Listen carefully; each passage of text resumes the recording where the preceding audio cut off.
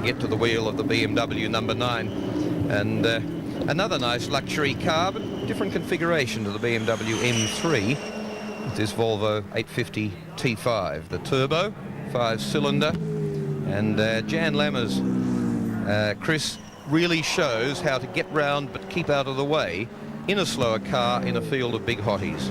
Well, indeed. I mean, Jan Lammers is possibly the most currently experienced driver in the race, not too long out of Formula One, and here he is driving basically a production Volvo.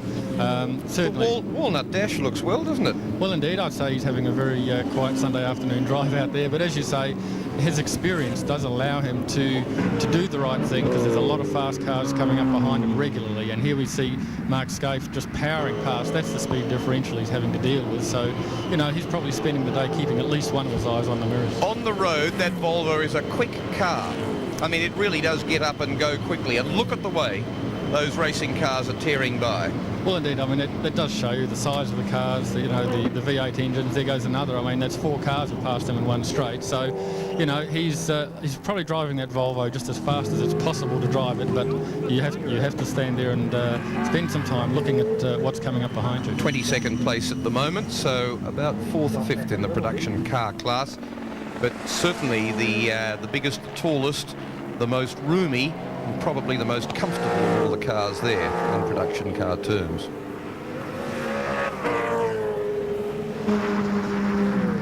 And meanwhile, at the front of the field, it's Jim Richards in car number 2 after that awesome display by John Bowe in the Falcon number 17. And have a look at it. Not so very far behind is Dick Johnson in 17. 1.6 seconds blank at the first 3 cars. Scaife in car 2. From Mazira in car 05 to Johnson in car 17, it's only 3 seconds further back to David Parsons in 30, who's 4th. 3 seconds further, 7.7 overall, to Hansford, 5th in car number 11. And Larry would be happy enough with that at this stage. Keep it there. If you hand it over to me with that sort of a gap, well, I'll have a charge for the finish. And 25, Tony Longhurst, still on the same lap as the others, but 22, nearly 23 seconds behind.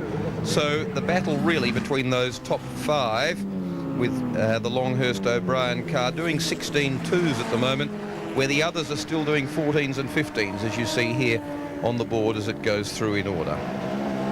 There you see the production cars coming up. Neville Crichton ahead of the Gary Walden Colin Bond Mazda RX-7. This is incredibly close at the front at this stage of a race. I mean, these 5 cars were within a few seconds of each other before that first round of pit stops, and they're still running within a few seconds. Now, this is going to go on for the rest of this race. And they are coming, as they come onto the back straight, to exactly half race distance. They're 80.5 laps of a 161 lap race. And 7 seconds between the first 5 cars, 5 between the first 4 is amazing. And there's 3 different tyre companies there in that front 3. And honestly, at this stage, I'd say that Dick Johnson is actually looking the fastest car on the road, and the fact that he's stuck in there behind Mazera, but he's come from a little way back to be there. And he's there he second. Goes. He's second. Punched through very nicely on Thomas Mazera. So let's run through, not the cars and the drivers, you know them well, but Scaife on Yokohamas, Dick Johnson coming through on Dunlops, Thomas Mazera on Bridgestones.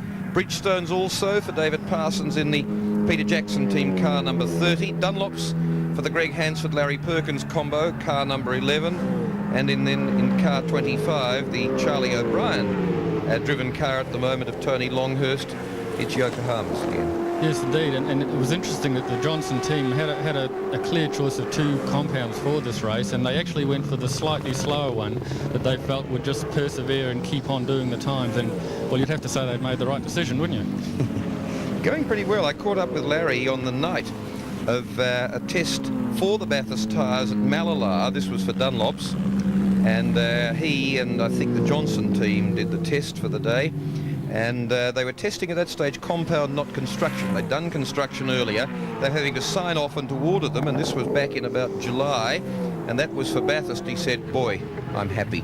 we're better off this year than we were last year. There's a little bit of psych goes into that, but we were having a private and sort of, in a sense, unofficial conversation too, and I reckon there was a fair deal of sincerity to it.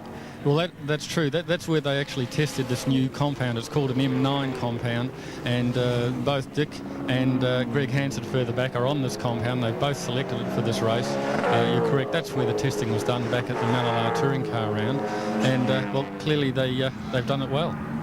Less than 1 minute, 1 hour 50 of racing to get half distance. As we look at the Porsche 968 CS, Stephen Richards, and the car that he's sharing with Gary Rogers, and owned by Stephen's father, Jim, but ex-Peter Fitzgerald racing team, and well, they're doing a good job. They're leading the production car class. A beautifully balanced car, those Porsche 968s. Gee, they're a sweet thing, big 4-cylinder engine, very torquey, wind them up from quite low revs, rev them out well, and as a road car, a gloriously balanced, usable car. Indeed, this is part of the I suppose the grooming of Stephen Richards for a future in touring cars. Father Jim wasn't too keen for him to jump straight into V8s, and this is what this car was acquired for, so that Stephen Richards could learn about long distance racing in a production car, do long distance driving, the concentration, all that is required. Just see the way he hung the back of it there as he went over the top. It sounds stupid to say it, but they really are a very easy car to drive, and that's not taking away from Stephen at all. He's using it marvellously well. But they are very good to drive, and he is getting them round well. Look at the way that he got one of the lead drivers through, and this will be one of the things of his little exercise. He did the right thing there. Exactly. Stayed on the correct side of track. Don't change line as he goes to the pits now. One of the things that will get him accreditation here is not only the way he controls that car, but how easily he lets the really fast stuff by and how well he uses his mirrors. He's doing a grand job.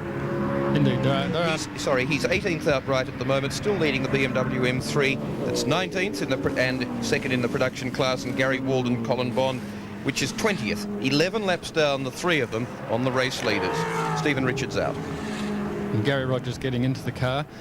Yes, there are great plans for Stephen next year. I don't know if it's entirely public yet, but he looks like going into 2-litre racing, and this is just the right sort of training and background he needs. What they've done well with on this Porsche is they've just made halfway. Yes, they've just got over the halfway, done exactly the right thing. They're not even bothering with pads, it looks like, from this point of view.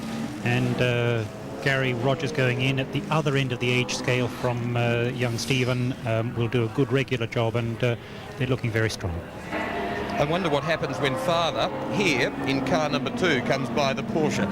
How much they acknowledge each other as he goes by, because you've got to see him within, they've done 83 laps and they're 11 laps down. He's got to see them once every 7.5 laps. Well, indeed, in this case, I don't think there's any great drama with father passing son, but I must say that the same's probably not the case in the Johnson team, where both Father Johnson and Junior Johnson even had a discussion about who lives where and who pays the bills not so long ago. And his son Stephen comes out, the reigning Formula 4 champion in Australia this year. That battle for the lead is a very serious one indeed. You've got a number 2 driver in this car on this occasion, Jim Richards, with the lead driver for car 17, and the lead driver can just take responsibility for using it a little bit harder, a little bit more riskily than can the driver of the car in front, as Johnson claims the lead.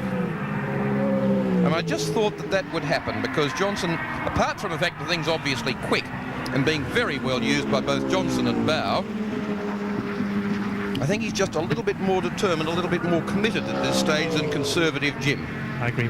How very professional that overtaking from both of them. Jim just seeing that it is time to move across, Dickie understanding that, going through completely clean and on to the next lap. And there goes the Ford cheer. Yes, the Shell car looks to be about 0.3 of a second faster than Jim Richards in the Winfield car at this stage, and that's generally enough to afford you the opportunity to make a passing move without getting into any serious bother. But remember, the Shell team did lose that ground during the pit stop, and I think that Richards will now hang on as best he can and rely on the professionalism of his team at the next stop to reclaim the ground. Remembering, of course, that they will have to make the pad change, which the Johnson team have already been lucky enough to get away with the makeup that they had from the pace car. An amazing opening stint, actually, to start from 15th grid position, to come up to an 8-second lead by the first pit stop as Dick gets a bit urgent and a bit excited about the prospect of going by Don Watson, who's gone off, quickly regains the track.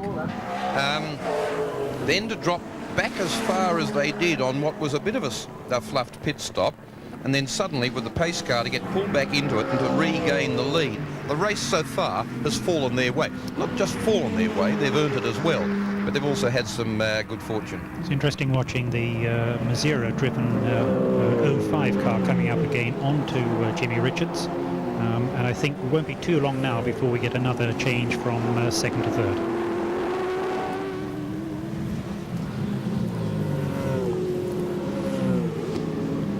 Johnson's in a hurry, and Chris Lambden, he wasn't in so much of a hurry in the Touring Car Championship earlier in the year. We'll come back to that, because down in the pits at the moment is John Smales with Mark Scaife. And Mark Scaife, just how good is that Johnson car today? No, it's going very well. It went well here at the Touring Car Championship round, and I suppose it's not new news. They should be competitive. They were Bowie come from a fair way back to get to us, and you know, credit to them. Well done. Had you expected to see what you saw just now? Well, I expected it to be an unbelievably tough race, and that's what it's been so far. You know, the battle that Jonesy and I had to begin with, and then Bowie caught us, and really towards the end, we're all doing low 15s, and you know, that's as quick as we did at the touring car round. So it's you know, a 500k sprint race. Well, right now, what can you do to haul that back when you get back in the motor car? Just try about as hard as I did last time. Let's see what happens. Well, it's you on Bow, and that's an awesome combination. What can you do to beat Bow? Oh, well, you know, press on. That's all you can do. You can only do your best, and we'll certainly be doing that. How are you feeling at the moment, mate? Fantastic, no problem. Loves a good hard motor race, does Mark Scaife, the Australian Touring Car Champion, winner at Bathurst, dedicated, well-equipped, talented, and pretty much the man to beat. But at the moment, certainly had the gauntlet thrown down to them by several teams here, because Howard Marsden and Chris Lambden, this combination that's leading the race at the moment, fairly obviously if you're leading the race at lap 87 as they are, past half race distance, and they've galloped into the lead from behind on 2 occasions now, then you've got a lot of pace and you're hard to toss. But we haven't yet seen the final sprint from car number 2. We haven't seen Brock back into car 05 yet, and we haven't seen Larry Perkins getting urgent and after another victory in car number 11. So I suspect we have a fabulous possibility of motor race on our hands between now and race end. Yes, I mean, how much closer could you be after this sort of period of time? Yes, indeed. As I said, we've got in the shell car, I mean, Dick wouldn't mind me saying, I don't think, that Bowie's probably slightly the faster driver around this track. So we've actually got the backup drivers in each car here at the moment in terms of this race today.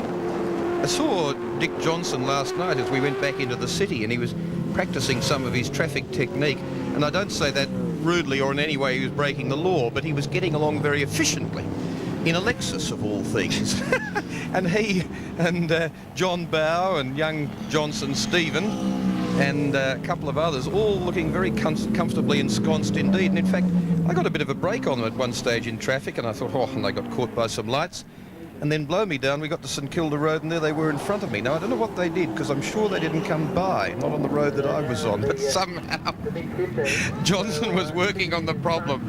And as he's doing now, he's found his way through and doing a great job. And as I was saying earlier, Chris Lambden, it wasn't always a sort of persuasive effort by Dick Johnson earlier in the Touring Car Championship this year. Well, no, it's true to say Dick's probably had his ups and downs in this championship year, but his team, you ask anyone and they say, look, if Dick's in the mood and Dick's got motivation, he's as quick as Bowie. And you'd have to say that today Bowie's put the car in a position to do well, and Dick's driving extremely well. And indeed, the other half of the combination, John Bow, is in the pits with John Smales. And in the pits, John Bow. And John, how are you feeling knowing that for 15 years Dick Johnson's been trying to win this race and he's never got up? Well, John, I'm not actually thinking about that. I'm more thinking about, you know, if the car's going well and just trying to plan my strategy for the rest of the race.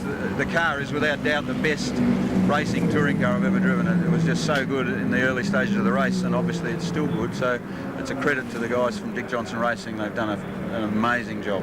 You recognise it's you on Scaife for that sprint to the finish. Oh, well, big deal.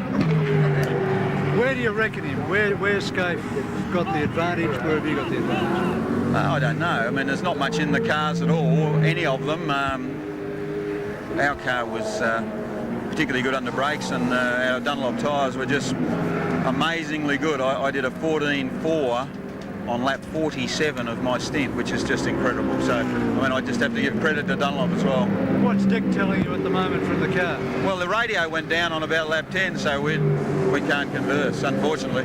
He'd be hearing every noise in that motor car at the moment, wouldn't he? Well, probably not. I mean, your concentration level is so high that and your focus is so strong, you don't really worry about anything but what you're doing.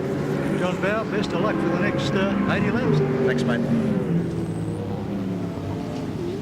It's been a great effort by them, but down the other end of the pits, Ian Campbell. In 1988, this young lady rewrote the record books of motorsport by winning the first ever Oscar event. She went on to prove that she wasn't just an ordinary driver by winning a stock car event a couple of years later. 93 saw her win the SBR Truck Championship in Australia, and Terry Sawyer's here today having her first big race in the Sandown 500. How does it feel? Excellent. We just had a really good run. Everything went well. I kept out of the big boys' way, so that's the main thing. Hopefully Murray can finish the race in one piece. The car itself, of course, the Pulsar. What about pit stops? Is this the only one? We've had two now, so we'll probably have one about 30 laps towards the end, and then just sprint to the finish. So what's the future for Terry Sawyer after this? We'll probably persist with Murray a little bit more. Not really sure. Nothing's definite at the moment. We'll just see how it goes. Pizza maker extraordinaire for Butter. Here today racing in the Sandown 500, Terry Sawyer. As we see the battle at the lead continue in what is an enthralling Sandown 500. Don't forget all the things as we come to Terry Sawyer's car. One says that carefully because Murray Carter owns the thing. Next Nissan test car that's not allowed to be registered. It has to be scrapped because it was never an ADR or a warranted car. But it's been a very useful race car for the veteran driver. And I mean, if of all the people that get called veterans, Colin Bond says, I've lost that appellation now that I've retired. They're calling Brock a veteran. And I've come out of retirement. But Murray Carter really is the veteran. He's in his 60s. He raced motorcycles and Ford Custom lines, and he raced motorcycles when they were black and the leathers were black. And he doesn't know how to stop motor racing. And as you can see, the ABC chopper doing a tremendous job. Is it ABC? It's SBS, I'm sure. And doing a tremendous job as Murray Carter keeps out of the way too, and even the Nissan Pulsar getting away slightly. I was talking to young Tracy yesterday, actually, and I just said, is this your first race at Sandown? And she said, oh no, I've raced trucks here before, and I must say I was stuck for the next question. This car actually finished second in the production car championship this year, driven by Murray, so that wasn't a bad effort for an old bloke. Oh no, Murray goes very well indeed. You see he's only a slight man, and he sits sort of slouched in the car a bit. But Terry Sawyer, who was a very fierce kart driver as well, picked herself up off one very big endo and toss out of the cart at Oran Park and dusted herself down and kept racing later in the day. And she's a very talented and hard gal. And I've always theorised, and I don't know what you as a team manager, Howard, a former team manager, think. I've always theorised that women can drive the cars probably with the same amount of experience as well as the men. But they don't ultimately have that final bit of aggression and want to argue as hard over a point as a man. Yeah, I think that it's a matter of it's not quite as important to them to continue to push all the time as that male aggression hormone that we run with. As we see Brad Jones in car 15, that's in 7th place at this stage. Actually, he's handed over to young Craig Lowndes at that last stop, and I'm glad we're just following young Craig for a while, because he's a recent signing by the Holden race team, and you know, the motor racing fraternity as such are expecting some big things from Craig a little way down the track. In fact, Fred Gibson, heading the Winfield team, has been quoted as saying, I hope they don't put too much pressure on him too early and sort of knock him about, because they see him, along with a lot of other people, as one of the really great talents. As we see this battle, have a look at this. This is really good stuff with car 05 just leading David Parsons in car 30. Third and fourth. Lights on, helicopter fading in the distance. Absolutely fabulous stuff here at Sandown. Down towards Dandenong Road corner. And there Brad Jones, Craig Lowndes in car 15. So Frank Lowndes has of course been a CAMS official, technical man for many, many years. And his son Craig is showing great talent and arousing a lot of very high level interest among team managers. Yes, well, indeed. I mean, I think it's almost a fallacy these days to talk about inexperience of a young driver. Craig's 20. He's got a very, very sensible head on his shoulders. He's a Formula Ford champion, and the team manager, Jeff Gretsch at HRT, has been incredibly impressed by the way he's settled into the team, settled into the car, and believe me, they won't put pressure on him, but I think he'll perform admirably. 30 that we're watching now in 5th place. So that puts 17, Dick Johnson, 2, Jim Richards, 05, Thomas Mazera, 11, Greg Hansford. In front of him, immediately behind, Tony Longhurst, who's handed over to Charlie O'Brien in 25. And then Craig Lowndes in 15 is in 7th place. The Russell Ingall crewed car now, number 7, the second Coca-Cola team car that Win Percy is also using, is in 8th place, followed by Glenn Seaton, Paul Radisich 9th, Alan Grice and Stephen Junior Johnson 10th in 18. On board with Hansford, coming up to the car that he took to victory at Bathurst last year.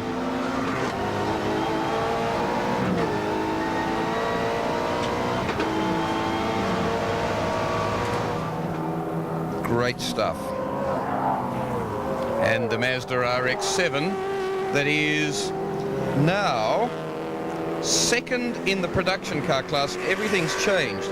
The Porsche 968 that had been leading the class and been 18th outright has come to 3rd in the class and 20th outright, with the Crichton Mark Brame BMW number 9 leading. They're 12 laps down from Gary Walden, Colin Bond. In fact, I think it's Colin Bond in that car at the moment. They're in 19th place outright.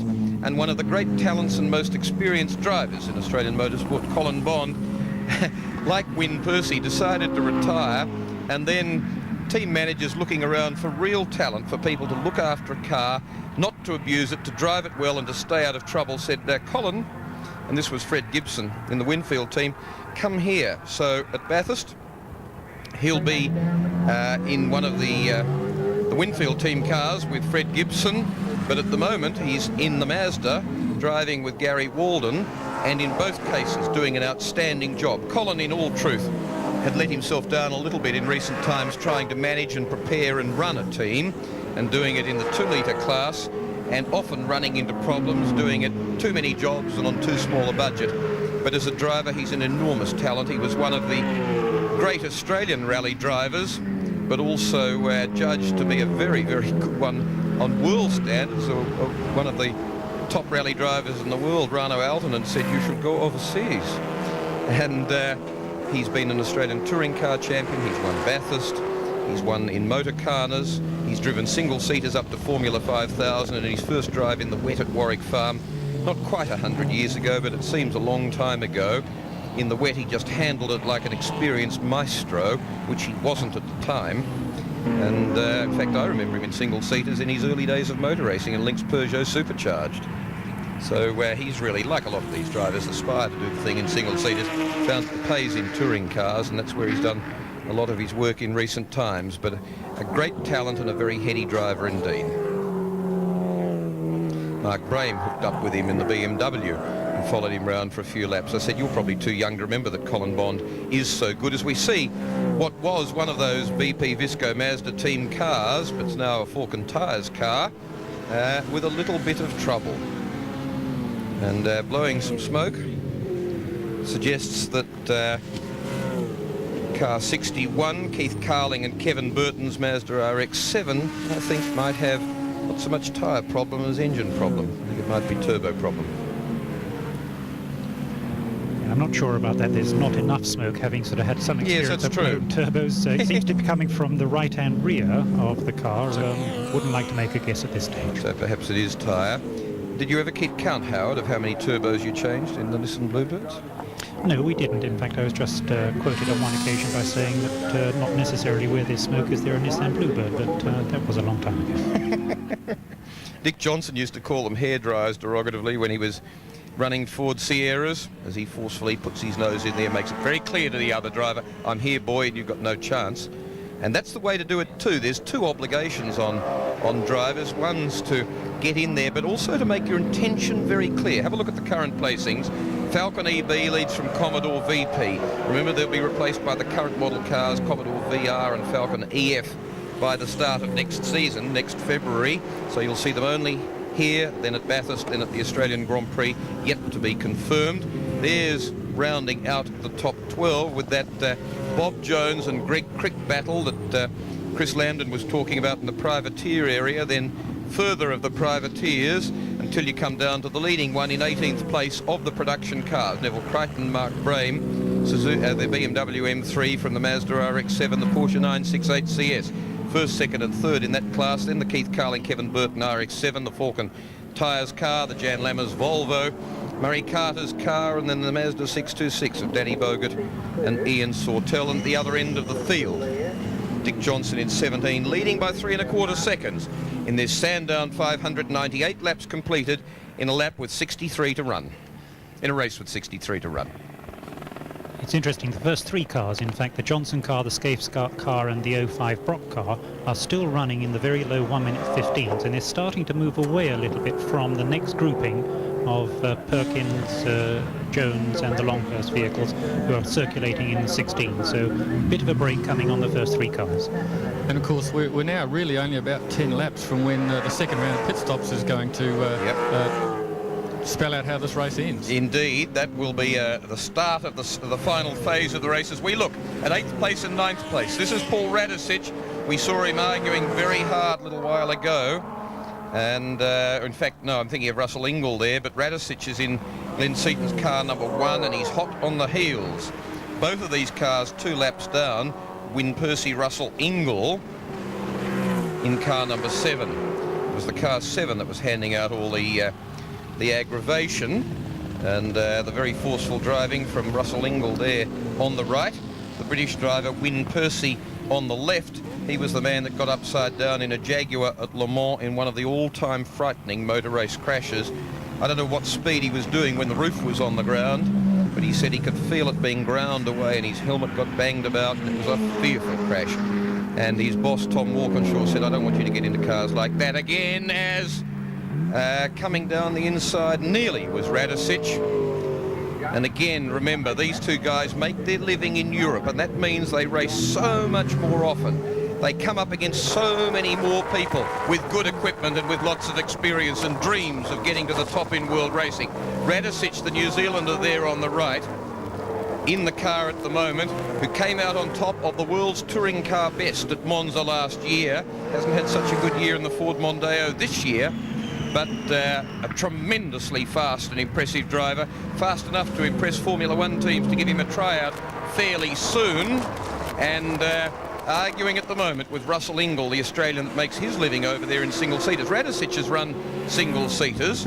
As you see now, he comes up to 8th place, putting Ingall back to 9th. Radicic has run single-seaters too, which is why they think it's worth giving the 31-year-old a try, and it's Ford at the helm of all this. Ford that I think's actually had a fairly bad run from the Benetton team, who've had a winning engine from them in a winning combination, and had the Benetton team constantly saying, gee, it'll be good when we get a Peugeot V10. Yes, young Radicic. Renault, at least. He's been around motor racing since he was a naff. His father was a very, very well-known racer over in New Zealand, Frank Radicic, and he's actually over here at this weekend watching his son, who's now regarded as one of the top touring car drivers in the world. So Paul's been around race cars since he was knee-high, and has now found a niche for himself, earning a living 2-litre racing in Europe, I must say he finds the rear-wheel drive V8 with 580 odd horsepower something a little different, but he's really enjoying it.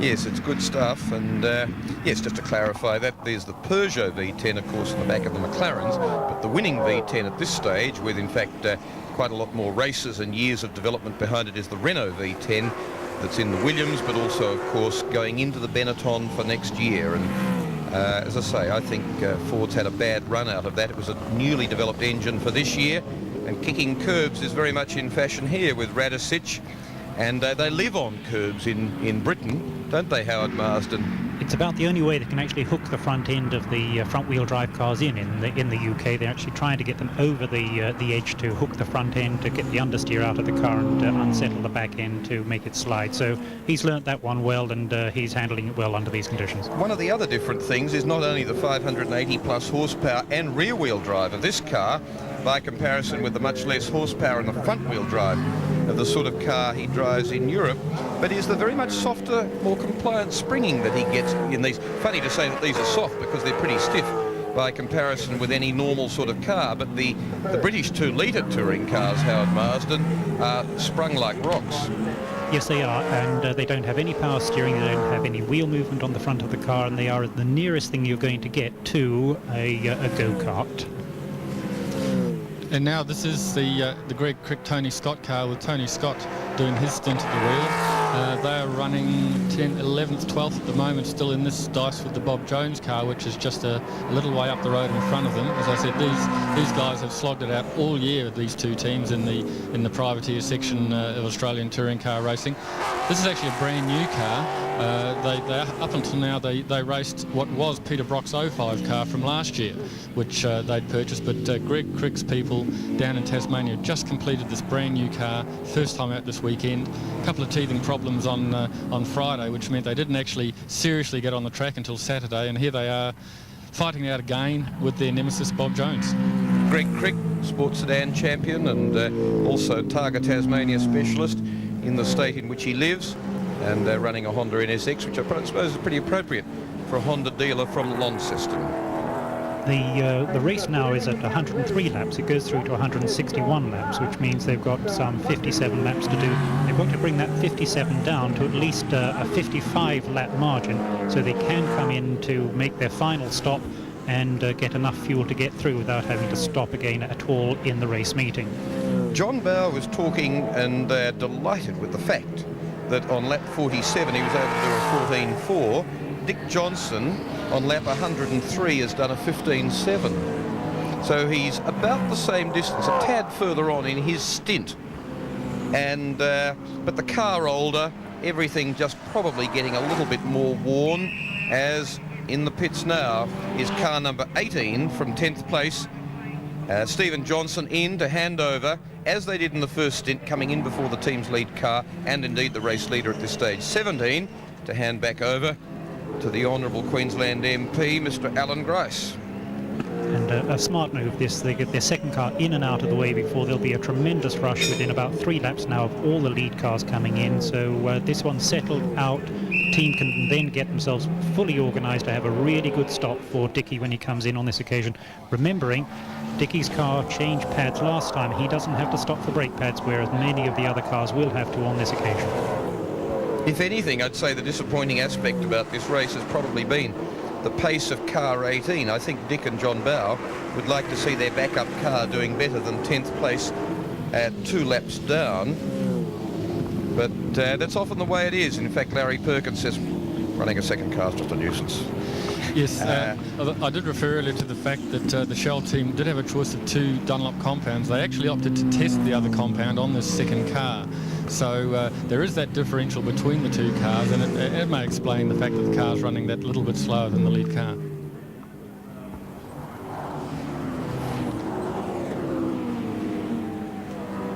Up the back straight of Sandown now, and for this car 18 with 102 laps completed, coming up to complete 103.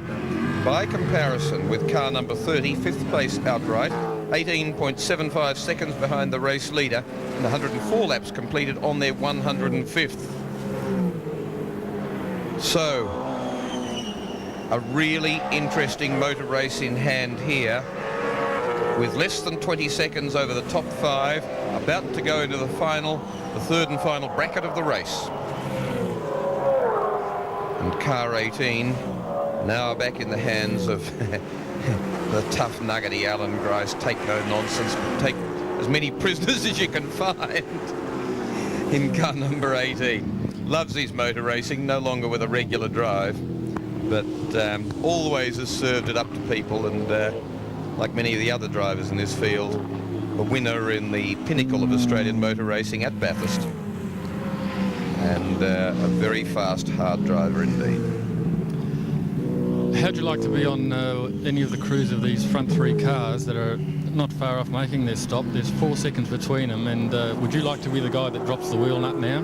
Will? Because I mean, well, it could well come down to something as simple as that. Like a lot of these things, you can stand there and look and say, gee, it looks easy. I did it on a NASCAR up at the IndyCar Grand Prix, and it isn't easy. Now, I had to chase wheel nuts because they don't have the central locking system that most of these cars have. But I can tell you, the rattle gun, you know, it looks a marvellous thing, but get it on the nut properly and all the rest of it, and you're pretty anxious. And it was an interesting exercise, and it showed that, like anything, practice and a bit of expertise is a damn good thing. Well, indeed, HRT over the last 2 or 3 weeks have spent an hour a day just sitting there in their workshop doing simulated wheel changes, pit stops, all that kind of thing. But as you quite correctly say, well, when you get out there and the car's red hot and everything's hot, it suddenly becomes that little bit more difficult. Gee, wouldn't that be an enthralling hour? Well, I believe on bad days he made them do 2. Oh dear. Well, looking at... But having said that, you will have noticed that the Brock pit stop was one of the slickest in the first round. Yeah, I'd reckon the Freddie Gibson team would have been doing everything they could to stay with that. And looking at Alan Grice in the car 16.5, by comparison with the 17.5 for car number 7 immediately in front of them. But a lot of the cars still in the 15s, and indeed a 14.98. A 14.98 for Thomas Mazera on lap 106. So half a second, 0.44 of a second faster than Dick Johnson in the race lead. Of course, you race to both the traffic, but also to the need in the race. And there's a lot more need for Mazera to produce that sort of time than there is at the moment for Dick Johnson in car 17 on 107 laps, the race leader. 54 laps now away from race finish, with 2.8 seconds back to Jim Richards in car number 2, 0.75 of a second, exactly 3/4 of a second, to Thomas Mazera in car 05, and another 11.33 seconds to Greg Hansford in car number 11, and only, albeit it seems a bit distant at this stage, but only to 5th place, car number 30, David Parsons, who's done a remarkable job and not been as slow in the car and as off the pace of those in front of him as I thought he might have been. David Parsons in the car that he'll hand back to the tough, fiery Alan Jones, 22.3 seconds from the race leader, 8 seconds, 7.4 in fact, from Greg Hansford in 4th place. This is the first of the lead cars are coming in now. This is the lap that's going to all start to happen, and here they are. So race leader in, car number 17, and suddenly becomes 3rd as Scaife in 2, or Richards in 2, and Mazera in 05 go by. Then Greg Hansford in 11, so 17 becomes 4th. It becomes 5th because David Parsons has gone by in 30, and it's out again and firing. So that first pit stop served them well. They're really competitive now. They're 5th at this stage. They've headed Tony Longhurst, or stayed in front of Longhurst. Will take back over from Charlie O'Brien in car 25. They're in 6th place, so they retain 5th. They're in that top 5 bunch and ready to race to the finish. Well, indeed, as we thought, the pad change strategy for them was at the first stop. That was a very good quick second stop, and each of the other 3 teams in contention are going to have to do a very good stop to come out in front of that. 39 seconds behind after a pit stop. In 5th place, only 39.2 seconds behind with a pit stop up their sleeve. Already you could say on that alone, they're looking the race winner. Well, Let's just watch this one through. Yes, Mazira's been closing for a while, and there he goes. Listen to the crowd here. And both these cars must be within an ace of their stops as well. So Thomas looks as though he's going to come into the pits with a slight gap over. Ever the thinker, Jim Richards would have been happy to let him do it, and look what happened one corner later. Mazira locked up and only just managed to keep it off that very close fence at that stop corner at the back of the track. Jim Richards would say, all right, we'll let him have a little bit of a risk. This guy's fiery. And I reckon Jim would have been delighted to see that. It happens to be at a time when it didn't matter too much for Mazira, locking a tyre, putting a little bit of a flat spot on it, but because he's so close to his pit stop. But for the risk involved, there wasn't much in it. And down in the pits, Ian Campbell with Dick Johnson. Dick Johnson, that was a sensational session. You should have heard the crowd when they went by. You've never won this race. How did it feel? Well, I don't know, we haven't won it yet, have we? Well, actually, I'm just very pleased. The car is absolutely superb. The guys have done a fantastic job with it, and if everything keeps going the way we're going, you know, I can't see any reason why we probably can't come out with a win. Well, you had us all thinking when you come in for that early pad stop, that was planned? It was certainly a planned stop. We wanted to know exactly where we were, and I think those guys did a great job in the short time that they had, and obviously the pace car helped a little bit as well. So we'll just wait and see what pans out from here. First and second in the motor race at this stage, into the pits together, as you can see. Greg Hansford heads the motor race now in car number 11, the car that he'll hand back very shortly to Larry Perkins. So the 2 and 05 in the reverse order came into the pits together, but it's 05 that win the pit stop part of the race and comes out first, ducks in behind the Diet Coke car, and in ahead of the Coca-Cola team car, and storming by comes John Bow in 17, so that the race order now is Greg Hansford from Peter Brock in 05, John Bow in 17, Mark Scaife in car 2. Coming out now, wait for confirmation as his car comes across the start-finish line, and as he goes by there, and the computer system gets the readout, it's 56.4 seconds in arrears. Now compare that with Dick Johnson's car, 17 now in the hands of John Bow, that came out after the pit stop, only 39 seconds behind.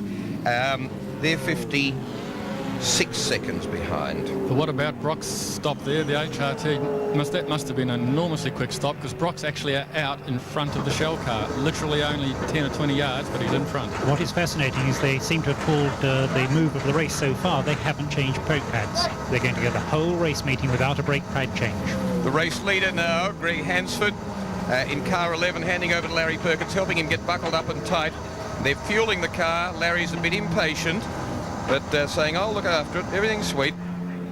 And tyres going on calmly, hope not too calmly. The race leader now is Brock, 05 from John Bow, 17 from, still at this moment, Scaife hasn't gone by, so that it's 11 Larry Perkins.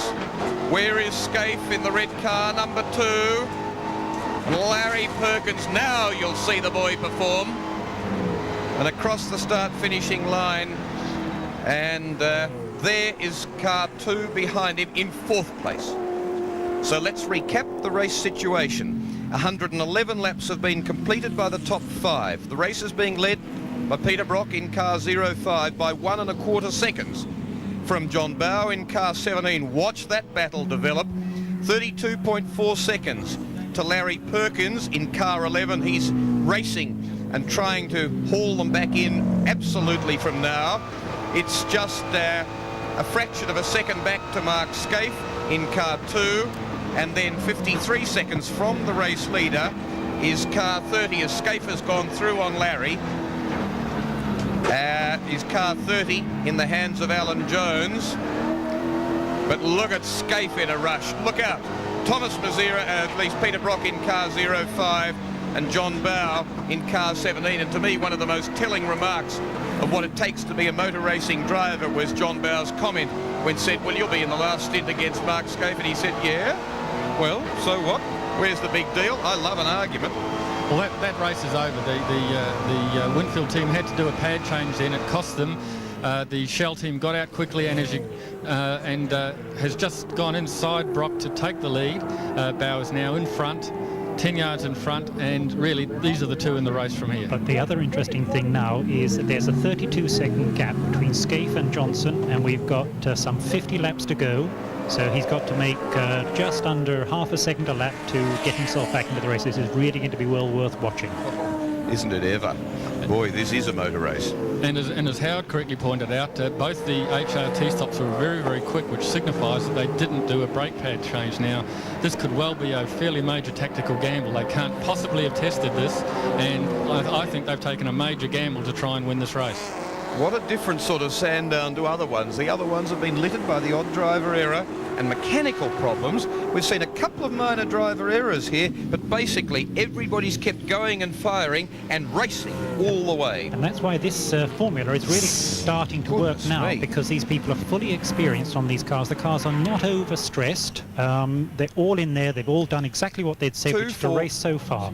There were 8 cars, sorry, Howard, in there. There were production cars, Danny Bogut and Murray Carter, and Sala was out on the grass in his Holden Commodore. There you could see Mark Brame in the BMW M3, and Wynne Percy now back in car 7 that's in 8th place. The traffic is ferocious, the pace is furious, and the race is still very open. So the Sandown 500 really is in an enthralling situation. It's 48 laps from the end of this 161 lap race. This is the situation. Look how close the fight, the motor race, the argument is, and we'll see all that's to evolve. And in fact, don't take any notice of that -1 lap to Mark Scaife, Jim Richards. They're on the same lap, as is Larry Perkins, now at the wheel of car number 11, and Alan Jones at the wheel of car 30. They're all potentially in the race, but the top 3, any of them could win it, and we'll tell you more about it shortly.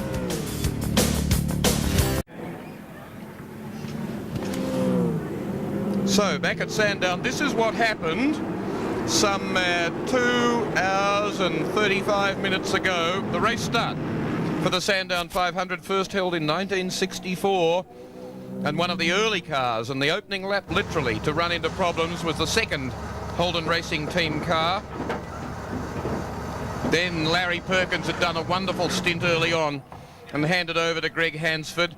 And Bob Jones, who was second in this race last year as a privateer, has found the lead cars stay together very much better this time. Not that privateer though, John Trimble in the Daily Planet car number 47. And have a look at this one. Frightening situation for the car in second place at this stage in the race. And then the pace car came out, and Thomas Mazera, forced out wide there by Bob Jones, in fact did a superb job to stay out of the sand there that would have trapped him permanently. But the pace car came out for other reasons and bunched them up, and has then served us up a most marvellous motor race. We saw this difficult job for Greg Hansford trying to get past Russell Ingall, which finally he did, but he'd spent a couple of laps doing it. Suddenly he was very busy and making some very quick and minute adjustment to keep everything in order there as he worked his way by. And then Dick Johnson was in a big rush, and look here how he came down inside Jim Richards, and Richards, ever alert and aware, let him through cleanly, and the crowd loved it. The crowd has loved all the race lead changes that we've had in this race, and then the race leader came back in after Dick Johnson's stint and did an absolutely superb pit stop, in contrast to their leading, or their first pit stop, and gave us this situation with John Bowe, 119 laps completed, coming down the straight to complete 120. It leaves him with 41 remaining in a race that's been going for 2 hours and 36 minutes, just under 37 minutes, and has him with a race lead of 6.4 seconds over Peter Brock in 05. In third place, 33.4 seconds behind the leader, is Mark Scaife back at the helm of car number 2. and not making any headway against the leader. But let's go down with John Smales with Thomas Mazira. And indeed, Will, the Brock Mazira pit stop has got everyone stumped because the car was in the pits for just 19 seconds, fastest pit stop in the race, and of course it didn't take brake pads. Thomas, you're the only lead car that hasn't taken a brake pad change. What's your secret? Well, I think that's good, isn't it? It's great, but you must be, it's a huge tactical risk, isn't it? No, it's no risk at all. We did lots of homework on that, and that's our strong side, and it's according to a plan. We're not taking any risks. You're using a material that no one else is using? Well, I'm not going to tell you what the secret is, and because I think it's going to help us a lot at Bathurst too. So the car is braking properly, and you don't have a problem with the brakes? No problem with the brakes. Well, we hope that'll be the case towards the finish, but the man with the biggest grin on his face at the end of that stint was young Craig Lowndes. Craig, congratulations on your first stint for the HRT.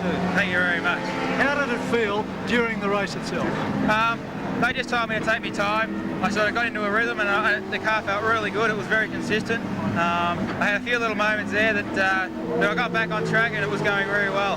Yeah, but the consistency was 1:14 regularly, Craig. That's pretty good for a newcomer. Yeah, in practice I did one of those 1:14s. I was sort of hoping to get to a consistent 14, and that I've done, so I'm really happy. How does it feel now that you're out of the car and the pressure's off you? I'm really good. We sort of didn't have the best of starts. We fought back. Now I hope Brett can go on with it. And just as we finish this interview, I've got to tell you, we've first felt the first spots of rain falling here at Sandown, Will. So look out for potentially rain problems as we get towards the closing of the event. Well, wouldn't that be the final bit of spice on what has been an absolutely enthralling, never boring for a moment motor race here at Sandown. Dick Johnson leading, going up by 9.4 seconds now over Peter Brock in 05, and it seems that the Brock combination, the new car from Holden Racing Team, has no answer to the combination of Dick Johnson, John Bowe and the Shell team in a car that was new a few rounds before the end of the Touring Car Championship. It was given to John Bowe. He tested it for Lakeside, in fact. So, and here Mark Scaife in number 2 in very close company with Larry Perkins getting untidy. But for all the fact that they are so close to each other, they're 35, nearly 36 seconds behind the race leader, who's pulling away from them. This surely is the surprise of the race, the surprise of the expected form for the long distance big ones, Sandown and Bathurst, the Tooheys 1000, is that the Shell team cars, which particularly Dick Johnson's car and to a lesser extent John Bowe's, really didn't run that well in the Touring Car Championship, but come the long distance race, they have the pace seemingly of anything. Well, indeed, that is the surprise of the day. I mean, you look back over history, and the Johnson team has never won here at the Sandown 500. It's traditionally been a race of mechanical attrition. It says so much for these new generation V8 cars that pretty well all the main contenders are running, and the race is going to be decided by the tactics, by the pit stops, by the brake pad gamble that the Brock team has taken, and if, as you say, there's possibly a shower of rain, that's probably the last thing the Johnson team would like to see at the moment.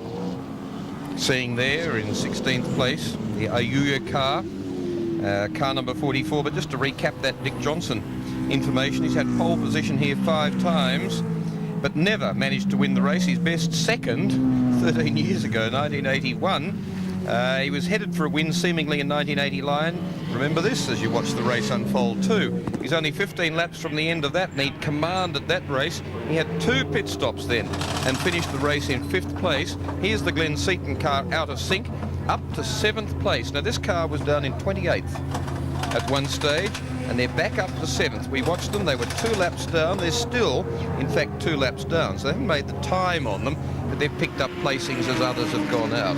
Yes, they have. I mean, great, as you've just mentioned, they've come through very nicely, but they'll still be terribly disappointed because they're really not balanced against people back in 27th. They're judged by the people up there in the front, and it hasn't been a good race day for the Peter Jackson cars. So, yes, Dick Johnson, 1989, only 15 laps from apparent victory, but 2 pit stops pulling him back to 5th place. He's retired from it 9 times, but has been 3rd in 82, 3rd in 88, and last year. with John Bowen and Cameron McConville, he finished in 6th place. So been some wretched times, as it's been this year for Glenn Seaton. And now Larry Perkins is in a rush, but he's dropped to 1.3 seconds outside behind Mark Scaife in car number 2. And looking out from Larry's car there, you couldn't actually see any particular sign of drops of rain on the screen, so that report of rain may have just been a very, very light shower. And just the odd drop, I think. Indeed, and that comes as extraordinarily good news for the Johnson team, believe me. What's been interesting over the past 8 to 10 laps, in fact, is the Johnson car driven by Bowell is always faster by anything from 1/10 to up to 3/10 a second from the Brock Mazera Commodore. So the Brock Mazera Commodore, I think, are going to be a little bit disappointed because they pulled a wonderful trick being able to get through, we think, with brakes. That should be a dominant position in winning this race, but the Johnson car has just been so fast on the day that it's out there and it's staying out there. The first appearance in this race since 1989 for Fred Gibson and his team, only bringing one car where most of the other teams have run 2, but thought it was worthwhile, thought it was far enough away from Bathurst to do it, and I think thought that they were the car to beat.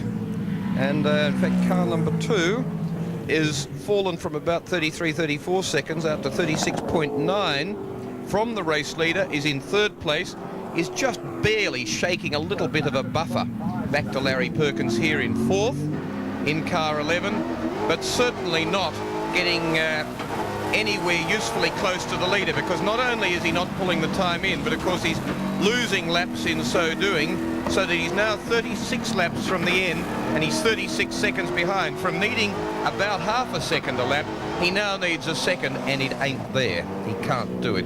We did think earlier on that he might have been in with the potential at least to catch and to argue with Peter Brock, but it doesn't even appear that might be the case. Albeit that it's a different situation to Brock in 2nd place. It's a 26-second buffer. And indeed, this is really a major reversal of form, I suppose you'd say, coming into this race. I mean, through this year, you would always say if you beat Scaife, you win the race. And clearly the Winfield team aren't the fastest car on the track this weekend. Bow was the fastest in the dry on Friday, and that form has come through to the race. The Dunlop tyres have found the consistency that they've been lacking. This is the compound for Bathurst. It's all looking good. Wipers on car number 2.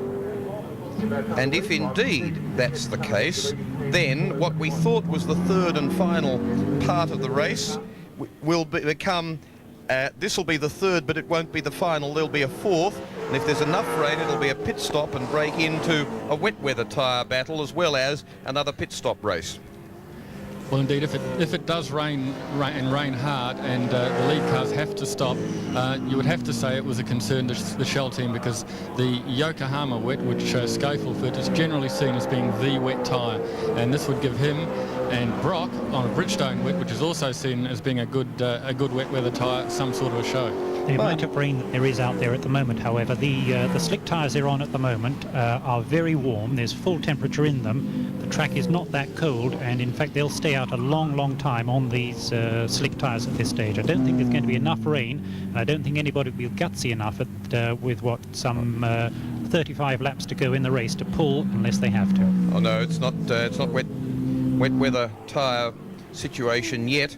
Larry Perkins, though, has put his wipers on now, and he's only just recently done so. There's your split time, and that's from the lead to 3rd, and it's a developing and possibly changing situation, but you put wets on to squeegee water away to get them into the ruts of the tread pattern so that the tyre can contact the track. Well, at the moment there's not enough water on the ground to squeegee anything away. What's hitting the ground would be evaporating and sort of spreading over the little minute granular aspect of the bitumen. So, but if this rain continues, though, the crew chiefs have one of these awful decisions to make, because it's not just simply a wet tyre decision. There's grooved slicks, there are intermediate tyres, there are wet tyres, and so if it gets to the situation of having to stop, someone there has to make a very big decision. Yeah. It's interesting to see the times now with this weather condition changing a little bit. We've got Bow on a 1:15.4, Brock on a 1:15.3, and Scaife on a 1:15.3 as well. So they're all doing the same time. This means that they'll all stay out there, and it's still very quick racing. Yes, Fred Gibson said to me this morning, I don't want to make any decisions today. And as you say, this comes up to the situation that is decision time, and this is Sala. Now, we saw the car have a lose earlier today. Look at the ride height of the standard Holden Commodore. Don't for a moment think that this is in 25th place, that they have any relationship with the race cars on which they're based. Have a look at the difference. Look at the high and seemingly narrow viewpoint of the production car Commodore. Look at the lean on the body.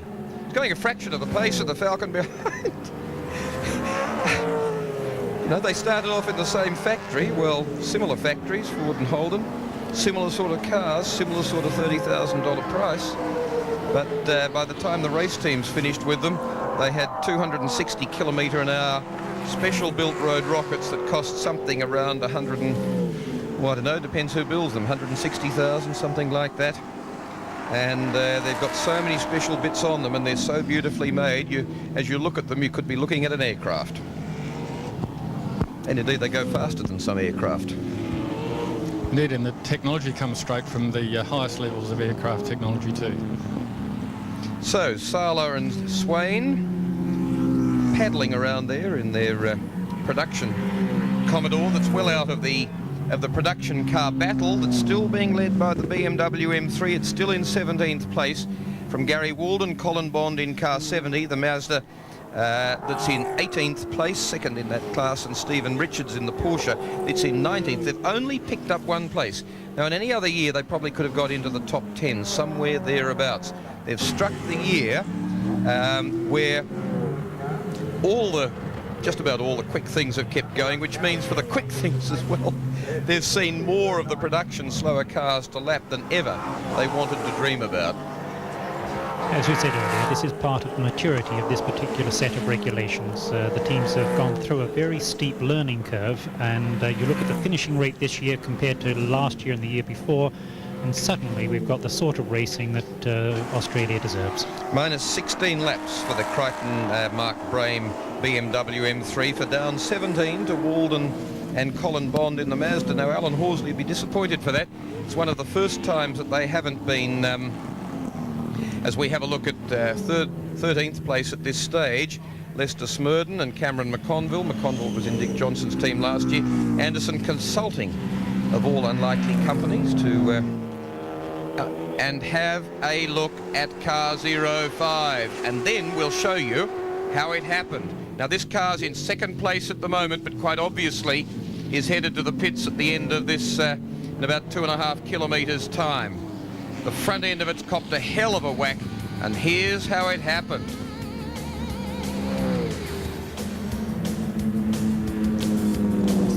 Not enough clearance, and it just torn off on a little bit of embankment, a little bit of uneven ground there. Didn't spin, didn't hit anybody. But going so fast, and Brock with the brakes on, snugging the front down for all the lack of grip that he had out there on the grass, and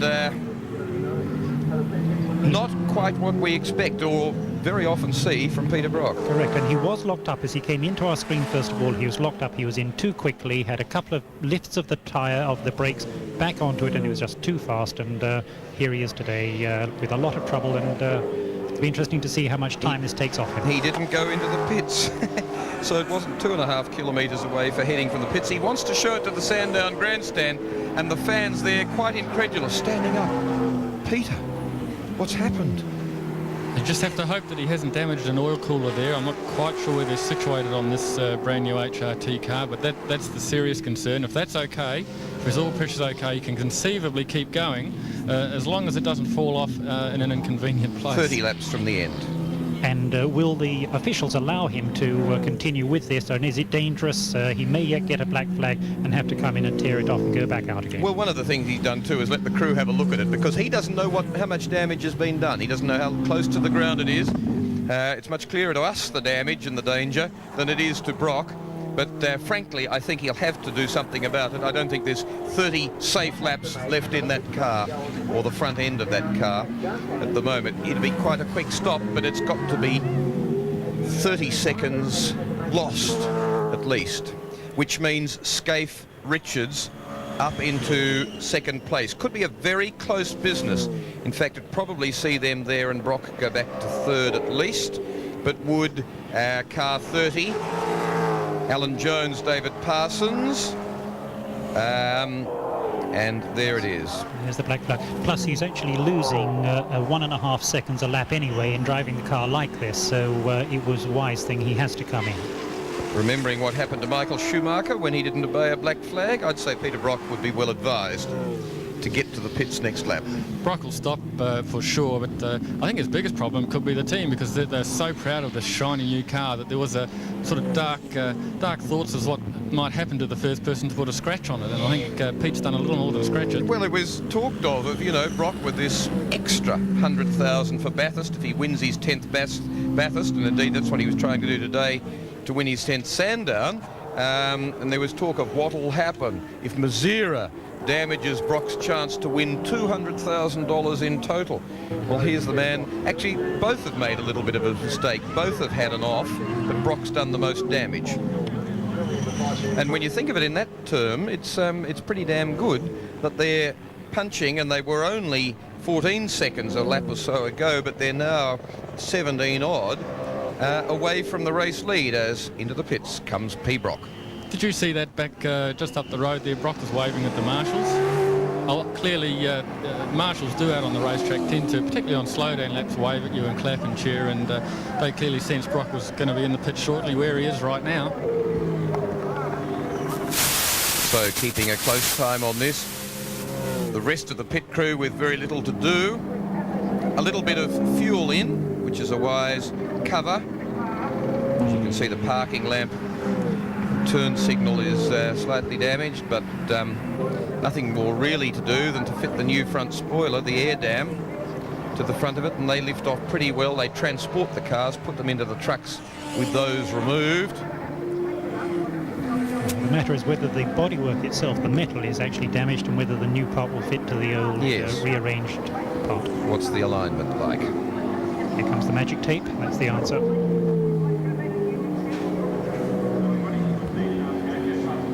The man who developed that tape to seal up air conditioning ducting in the ceiling of of modern buildings did the motor racing industry an enormous service, because it's great tape. The old people call it sometimes duct tape, but it's duct tape. And with a minute lost, Brock back out on the track. A minute lost. So Scaife in car 2 that he shared with Jim Richards is in second place. Jones and Parsons in 30 are in third. Perkins and Hansford are in fourth. Longhurst and O'Brien are in fifth. And Brock Mazira are in sixth place now from second in car 05. So how quickly one minor error can bring them unstuck. Sixth place, Thomas Mazira, the Czechoslovakian, Peter Brock, the man from Melbourne, the local hero, the pole position holder here today, the man chasing his 10th victory, but the man there just for a moment in these rocket ship quick cars.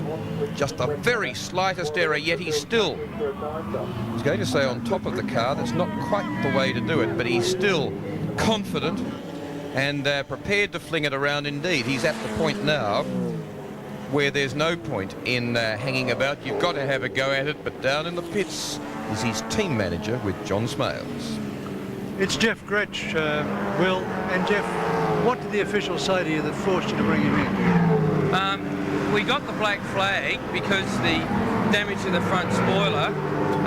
We were arguing that there is no danger to other traffic or our own car. Peter radioed in and said it was fine. But, you know, I mean, if they black flag us, we tried to explain to the officials that, you know, we deem the car still drivable. Peter was saying it was okay, but we had to obey the order and replace the spoiler, so that's what we've done. He was losing about a second a lap, was he not, out there? He lost an initial couple of seconds, but then it stabilised around about the 16-second a lap mark. So, okay, it did affect the handling slightly, but it wasn't to any great danger. Earlier today, you unofficially protested the Alan Jones car, which was spilling fuel in front of Brock. Now the officials have come and got you on this. Do you think you've been treated fairly? It's all a part of racing. We thought, obviously, fuel coming out of a car is a danger. The stewards didn't think that, yet damage to our front car they think is dangerous, and they black flagged us. So, you know, we're not the officials. They're the umpires, and you've got to go by their decision. Brendan Barrett? That's right. Thank you. So Jeff Grech there, copping it squarely on the jaw, as indeed he has to do. I'm sure each incident was seen as an isolated incident. In other words, whether the fuel droppage was actual, and if it was, whether it was dangerous. And what would they have done about it anyway? And in this instance, a separate thing and a lock-up from Brock there. And looking at this situation, as we look at the current placings and look how they've changed now, so that it's Falcon from Commodore, Commodore. And the next Falcon is a fair way back in 8th, Glenn Seaton, Paul Radisich, Alan Grice, Junior Johnson there in 10th, bringing up into the privateers in 12th place, and the BMW M3 in the hands of Mark Brame being hounded and rounded up by Peter Brock. The interesting move now is in position 3 is the Alan Jones car, which is running around about half a second or so a lap faster than the Scaife car, and they're close to one another, and that's the move that I think we're going to be watching next. Coming up, in fact, been racing now for 3 hours in the Sandown 500. 137 laps completed by the race leader, Dick Johnson's car number 17 in the hands of John Bowe. Both drivers and the Shell team had done an absolutely superb job. They really have handed out to people today a lesson in, hang on a moment, don't underestimate us. Danny Bogan, though, in car number 41, the Mazda 626. A sweet car. I mean, a lovely 2.5-litre V6 engine. I think one of the prettiest medium-sized cars on the market. But here, a fairly solid car, so carrying around a fair bit of weight. And in the production car class, where even the quickest of them have had difficulty keeping up with or making any impression on this largely intact field of Group A 580 plus horsepower cars, car 1 Seaton has been off again. I honestly find it hard to believe. Look at the front spoiler. I find it hard to believe. Well, it does seem like a lot of errors from a team that, you know, you would rank among the top 3 Let's have a look at this. Let's have a look at this. This is when it was all over. And boy, and at that stage, Wild Times nearly completed, and just get it out without doing anything too wild over on the edge there. You saw that once he could see that he made the edge, he wasn't going to go over it any faster than he had to. But amazing. I mean, Glenn Seaton has been one of the cleanest, tidiest, neatest, most consistent drivers for years. And this year, he's been, I suppose, by the pace and the quality of the opposition, forced Howard Marsden into a lot of error? I think a little bit, but I think that on today he might have been doing a very good job. I think his brakes are still giving him a hard time, and I think that's what's taken him off today. So he might in fact have had an excellent drive considering what he had in front of him. That's a very good comment, because that first stop where he said it just won't stop, and no, it is very good comment, because Glenn, you wonder when he makes mistakes, and when he makes 2 on a day, and you weren't here, Chris Lambden, but when he came into the pits he said it won't stop. The brakes are horrific. Yes, and that generally means that there's an awful lot of pedal travel, and quite often these guys can hit the brake and it goes to the floor, and they literally have to pump it up to get brake working. And you know, if you happen to do that, if they want the rest of the car, incidentally, Mr. Lambden, there's where it is. Look, absolutely dug into the ground. It just stopped there, tore it off, and went in under the car. And it was interesting watching Radisich drive this car before. He had the more slide on the car, more back-end slide on the car, and I rather wonder if he wasn't compensating for the car not really handling and turning in properly and giving it more of a throw than maybe Glenn's used to with this sort of a car. So a fairly wretched day. Freddie Gibson's team, you've got to say, want more pace. The Shell team, Dick Johnson, you would say, are delighted with their pre-Bathurst form. Look at him pumping the brake. Yeah, so the fix the brakes now, you know. Imagine the split-second braking you have to do in these cars, and then getting there to find you've got to pump it. I mean, it's an act of heroism to drive one of these cars when the brakes are that bad, I reckon. Well, what people don't understand is that in normal driving you leave yourself margins. Here you're trying to leave virtually no margin and drive it up to its maximum all the time. And so something goes wrong, you've got no time to take an alternative course of action. And if you ain't got no brakes to do the retardation, then you have got a massive problem. And again, we saw that Speedo briefly, but the pace is just gigantic. And in 10th place is Glenn Seaton, Paul Radisich, as he goes out now. A 16.5 was his last flying lap time, and you have to say that's pretty damn good for a car that's whose brakes, or which brakes are suspect, to be as kind as possible about them. But it's another Falcon that's been doing the job, and still a 15.06 for John Bowe on lap 140, 21 laps remaining in the Sandown 500. It's never been won by Dick Johnson or John Bowe, but today could be the day. But it was 6 laps further on from this, with victory seemingly as assured in 1989, 5 years ago, when Dick Johnson suddenly saw the thing fall apart and came home in 5th. So I'm sure he's not yet counting his chickens.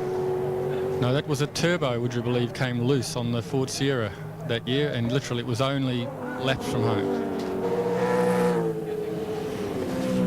There's still very much on for second place here, isn't it, Will? I mean, there is 4 or 5 seconds between second, third and fourth. But on the other hand, too, the battle for 6th and 7th place. Have a look at it.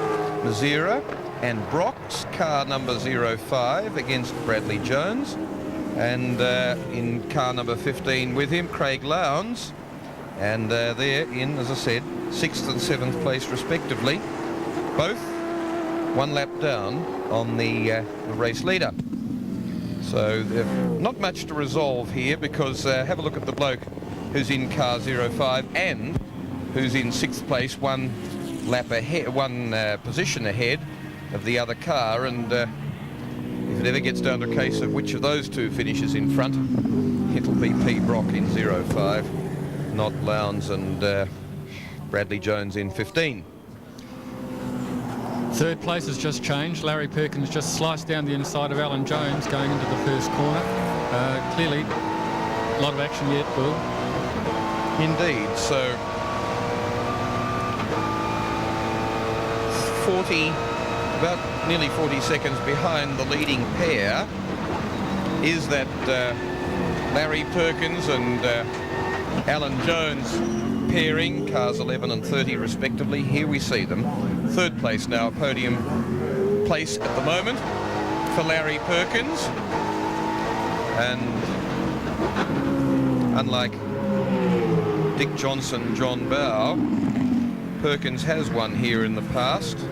He won here in 1984 with Peter Brock after being 4th on the grid, and he won in 1992 with Steve Harrington, retired last year after being on pole position, but then of course went on to win Bathurst. Interestingly, Perkins looks to be the fastest car on the track at the moment, and he is running the same Dunlop compound tyre as race leader John Bowe. Now clearly these tyres are coming on better and better as we go into the race, and you wouldn't take a bet against Larry catching Mark Scaife. That's right. I think the Johnson car, of course, Johnson Bowe car, is now starting to understand that the race is coming towards the end. They've got a 40-second break, and they'll be taking it just a little bit more easily than the rest of the cars. And if you say that Larry Perkins is likely to catch Mark Scaife, and it's definitely possible, I think, what about Alan Jones? Doesn't give up, does he? Oh, give up. He doesn't know how to spell the word. No way.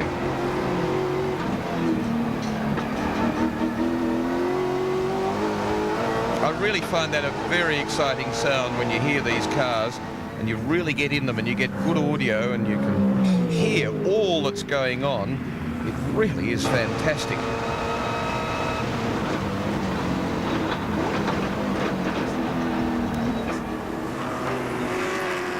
So there's the battle for third and fourth place, and 47.86 seconds from the race leader is Larry Perkins, but 43.67 from the race leader is Mark Scaife, so it's 4.2 seconds, 4.19 to be very accurate, forward from Larry Perkins in third place to Mark Scaife in car number 2 in second place. And of course Alan Jones, there's Scaife going out of picture in the foreground there. Here's his pursuers, Larry Perkins, Alan Jones, cars 11 and 30 respectively. And this is a great race. I think Johnson's got it covered with John Bowe if nothing goes wrong. With that sort of margin, I don't think I know that he's got it covered if nothing goes wrong. But have a look at this battle. Second at the moment, Mark Scaife, but pursuing and knowing exactly what's on is Larry Perkins in car 11, the Castrol car, and then 30, Alan Jones. This is a real fight.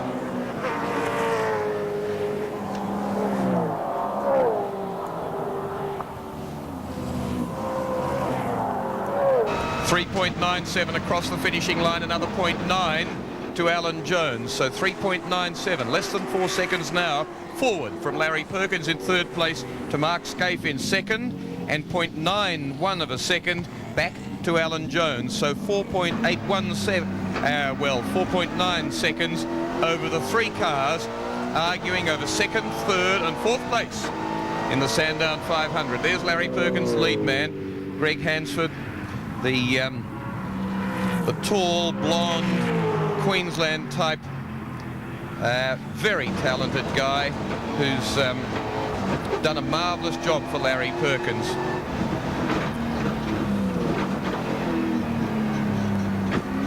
Seeing off the Falcon Tyres Mazda. That's water on the screen. Very genuinely, 145 laps now, 16 remaining. It'll have to fall. A lot of rain would have to come down very quickly to force anybody into the pits at this stage. They're now at the stage where they've got to endure just about, unless it's absolutely torrential, to endure anything that might come from the skies. 4.12, so Scaife's responded, and 2.64 to Alan Jones. So suddenly, and Alan Jones leaning on the Anderson Consulting car. I think it was the other way round, actually.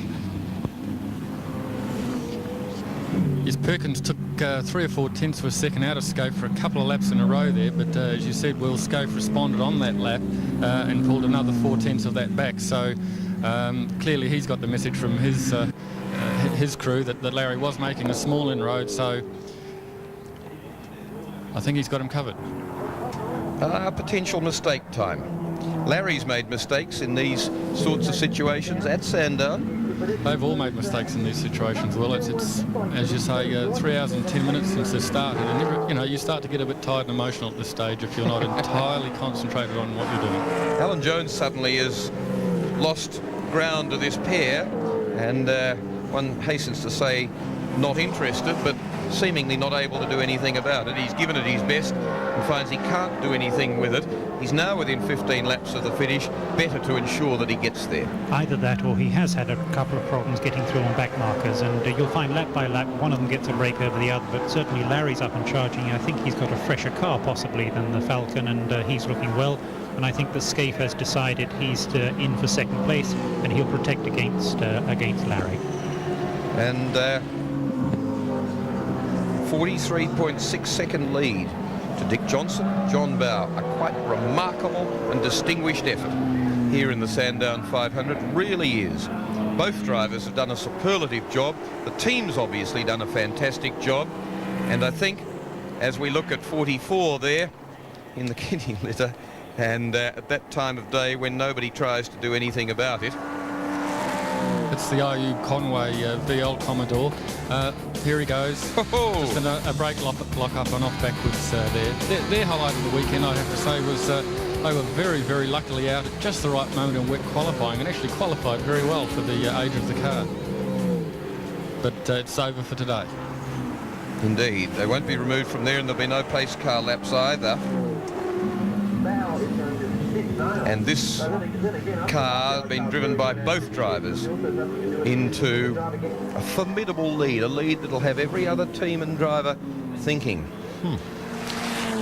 Well, exactly. What do we do? I mean, this is a serious defeat for everybody at the hands of Dick Johnson, John Bowe, irrespective of whether they finally get to the line now. To have this sort of pace, to pull out this sort of gap, as I say, makes people rethink Bathurst in a quite serious way, I suspect. Well, they've got the package right, and that's what it's all about. They've got the package right. Dunlop have done a lot of work, as you referred to earlier, and they've got this M9 compound. It has worked without a shadow of a doubt here today. As John Bowe himself said, towards the end of his stints, he's doing competitive times. Now, that's all important in this formula, is tyre durability. Now, they've got it for perhaps the first time for a while, and this does change the Bathurst pre-race betting, if you like.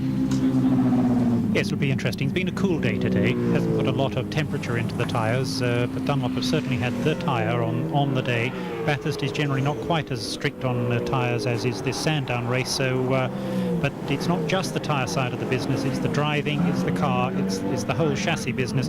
This is a very quick car, and we all expected the new Brock car to be the car to really dominate as a product, but in fact Dickie Johnson's done a super job today.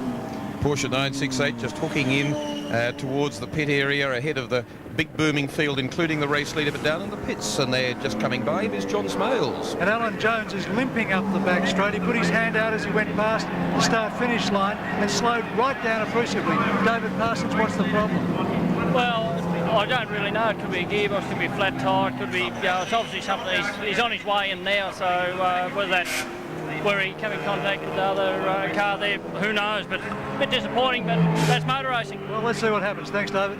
He's into the pits. The pace car is out, and I want to know why the pace car is out. Well, that Ayub car is in a rather dangerous spot in that gravel trap, and you couldn't argue with the logic of the pace car, but of course this now changes the whole complexion of the race. These guys are going to start off nose to tail with how many laps to go? About 12? That's going to be a 12-lap sprint.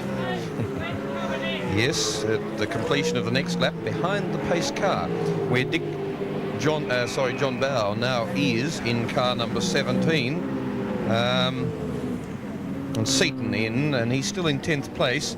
And again, it's a reflection on the enormous reliability in this race, unexpected at Sandown, of the other cars, that none of the production cars have got as close as they expected to get, but that Seaton too, there's quite a gap behind him, that he's retained 10th place despite his various problems. All right, here's the big push here where they can change the front spoiler and get back out before the pace car comes through. It's a smart move if they get away with it. The pace car's halfway up the back straight. They should get it through, so good pit management to pull the car in at this stage. Pretty clever too to have colour matching race tape, duct tape. Although the field will form up behind the pace car, the good news for John Bowe is that there is about 10 cars between him, 10 lapped cars between him and Mark Scaife further back in the queue, but Scaife now has Larry Perkins almost attached to his rear bumper. So I would tend to suggest there could be a lot of activity in that area when the race gets underway again. And that'll be a beauty for added pressure, added incentive, and the potential for problems. So, as you say, a car that certainly was sitting in a vulnerable position. I thought they might have lived with it to the race end, not wanting to upset this well-earned Shell team Dick Johnson, John Bowe lead. But no, as 30 is wheeled away out of 7th place. And of course out of a much higher place than that not so very long ago, but 7th at this moment, goes the Alan Jones car, number 30, with David Parsons. And one has to say, not only did Alan Jones do a superb job in the car, but so too did David Parsons. I've always been a fan of his, but I thought, gee, you know, how can he be so quick this time? He'll be off the pace. And he was not far off the pace at all. And he mixed with the number 2 drivers very, very competitively indeed. As we have a look at Jan Lammers in car number 8, the Triple M Volvo 850 Ti. It's in 21st place outright that he's sharing with Kent Youlden. And as we come by, it's Dick Johnson, John Bowe ahead of the Mazda, and then the new car for Crick and the Coca-Cola car and the Falcon Mazda. and the second Holden Racing Team car, the second Shell Team car. So a long way back, as you say, to Mark Scaife with Larry Perkins hot on his tail. Second and third place in the race. How many cars did you count them, Chris Lambden? Roughly 10, I thought. And whilst Bowes lost his lead, the good news is that when we come out for what will probably be a 10-lap sprint to the finish, he'll have a completely clear track in front of him. He won't have back markers to contend with, so I don't think he'll be panicking at this stage. No. But, the action's going to be between Scaife and Perkins. And there's the Kent Youlden at the helm of the Volvo at the moment, car number 8. Yeah, the Jan Lammers, 58 kilos. Gosh, it's lucky it's not blowing here today. We'd have to attach a brick to him. John Smales down in the pits. And I'm with Alan Jones, who's unfortunately just put the fourth place Falcon away. Alan, what was wrong?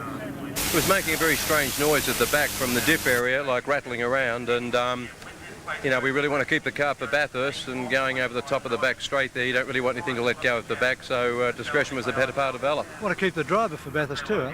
Well, that's even more preferable, yeah. Shame after putting in such a good effort today. Oh yeah, but that's the way it goes, isn't it, I suppose? You've got to be there at the end. It doesn't matter how good you look at the beginning. Ultimately, they've learned something for Bathurst. Well, we always learn something. You can never stop learning in this game, but this is what this race is all about. Put it into good stead for Bathurst, and if we've learned something, well, it's a step in the right direction. There's a pace car out at the moment. There's 10 laps remaining. It's going to be a real race to the finish. Yeah, it's going to be good stuff. It's just starting to drizzle with rain, so the punter should be wrapped in this. You'd be upset you're not out there with it, wouldn't you? Yeah, it'd be good. 10 laps to go, a bit greasy, it'd be a bit of fun. Yeah, like a Chinese kitchen. But it will be an interesting finale to what has been a beaut motor race. I agree with you, Chris Lambden, that John Bowe is pretty safe, except for the greasy conditions. Aha, towing something backwards out of a sand trap like that. The wheel were on full lock when it was parked, so they've got the wheels back onto straight ahead, but it's fairly well dug in. Yeah, they need to winch or a snatch-and strap to get it out from there. The trouble is that they continue to fiddle about like this for too long. The tyres on the race cars are going to get cold, and then they go into greasy conditions, and that can be a bit of a problem to the blokes on the first few corners until they get a feel of the new conditions with the colder tyres. There are in fact 9 cars between the race leader and second place, Mark Scaife in car 2, and then car 11 behind him, Larry Perkins. As you can see now, they're doing exactly what you're saying, Howard Marsden, trying to keep heat into the tyres in what is an absolutely critical time, because the run to the finish, but also the worst possible conditions, getting later, colder in the day, and on top of that, some grease. Looking in Jan Lammer's Volvo there was rain falling fairly consistently. There were drops constantly coming onto the screen. And that sort of thing is not fun, but nobody can afford, barring an absolute deluge, nobody can afford to contemplate going into the pits to change to wets. And still not enough rain there to do it at the moment. So here are the cars that are retired from the race. Have a look at them. Wayne Gardner, Neil Crompton. It slammed the fence sideways. And then a couple of laps later to Brett Youlden in that old VL with a tail shaft problem. Paul Morris, another fence slammer in the car sharing with Jeffrey Brabham. And then lap 56 for Blythman and Renshaw. We don't know what caused their problem, but Brett Youlden, they went straight ahead. That's right, it was a crash. Oil pressure problem on lap 34 for them, and differential problems for Alan Jones, David Parsons, playing it wisely. They don't want the chance of something breaking and throwing them off into the scenery. So that's the situation in what has been a surprisingly mechanically trouble-free race, in a race that's traditionally very hard on drivelines and transmissions, because at Bathurst you normally go through a flowing corner, run it down a straight, then get onto your brakes and come down through the gears and gun it through the corner again. Here there are a lot of corners, succession of slow corners, where you run it up in a gear and you lift off when you're doing almost maximum revs, backloading on the engine and on the transmission, and then you do it again and again in quite a number of corners. Have a look at any of the slow little complex areas. And now the pace car light goes off. 151 laps have been done, 10 remain, and with 9 remaining, one lap time, we'll be racing again and the final, and I suspect enthralling moments of the Sandown 500, with the thing that caused the problem still there. And while I was going along with you, Chris, it didn't, well, it did achieve something. It always achieves something, I suppose, but anyway, it's taken some racing out of the race, but I suppose it's put some other racing back into it, taken a few laps away from us, but it'll certainly get them close together, and it'll be fairly heart-stopping stuff, I suspect, for viewers and for us, but particularly for the people remaining out there in the cars. The start will be very critical. The stewards before this race made it very clear to the drivers the procedure at these restarts. In the old days, they had to retain station until they reached the start-finish line. Now, as soon as they get the green, they can go. So I think you might see Larry Perkins perhaps trying to get a bit of a run at Mark Scaife up to the first corner. Larry Perkins, the leader, is the one in control of the situation. Dick Johnson, as soon as he gets a green light, he can go or not go, but nobody can go by him. The Mazda there, incidentally, tucked in behind, they've come up to 16th place, the best production car in the race, and the Mazda is in 17th place, still being led by the BMW M3 there. They're coming round now, and as soon as the green light goes, and I'm sure John Bowe rockets away in car 17, everybody else can go too, because they will get green flags from the flag marshals. So watch it as they come round to the straight here, and watch that situation. Car 2 in second place, car 11 in third place, as they fight for glory in the Sandown 500. Here they go, and here comes John Bowe in car number 17, and he hoiks off to a very nice lead indeed. But the one that we're really interested in is further back, and it's Scaife and Larry Perkins. Already got two cars buffered between him, but Larry covers them as they go down under brakes and gets it behind Mark Scaife. And look at the traffic everywhere. The Falcon Tyres RX-7 getting out of the way. And second across the line was this car number 7, Win Percy, Russell Ingall's car, the second car from the Coca-Cola team, in 7th place at this stage. But have a look back here, Scaife, Perkins. That's the battle for second. 18 in there with them is in 8th place. You want to be clear of that, Larry Perkins. You don't want that shell car in there. You've got it. And that was not what Larry needed or wanted, or indeed deserved. Goodness me, did he hit him? Everybody hit everybody. Gosh, that was close.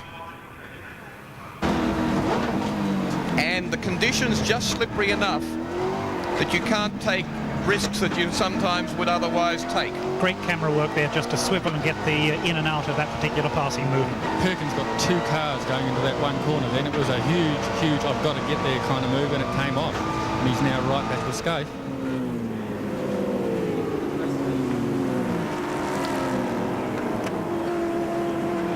Enthralling. 7 laps. Two top drivers. A young gun, there in car number 2, specialist driver, loves testing, works at it for everywhere. The engineer who's been up in Formula 1, who builds cars, gets as much satisfaction out of building them and sorting them as he does out of driving them, and who in his late 40s is still a top driver, but as well as that a top developer and builder of cars and of engines and so on. What will I run at Bathurst, in what configuration? I ain't telling nobody. Larry Perkins, LP. He's built mileage marathon cars, he's built solar cars. And the argument is still not over. A great individualist, if he believes something, fervently honest about it and prepared to say it. He thought that the Brock bonus for Bathurst was wrong, and he was the first person to speak out about it, and he was soon joined by Fred Gibson, the team manager of that Winfield car number 2, and there's been a lot of condemnation that the ARDC, which still hasn't posted actually the details of that prize arrangement, and it has to be approved in the sub-regs, and there's been a lot of other people saying, how can you offer one person extra money over the rest of us and spend $10,000 in doing it? If he wants to organise it privately, or if somebody privately wants to do it, that's fine, but how can the organiser do it? And a lot of dissension about it. And Larry, typical of his honesty and thought, was the first person to speak out about it. Have a look at the damaged front of car number 2, the Scaife car. Scaife's in a very difficult position here. These are fastback markers that he's having to get through, with Perkins looming in the mirror.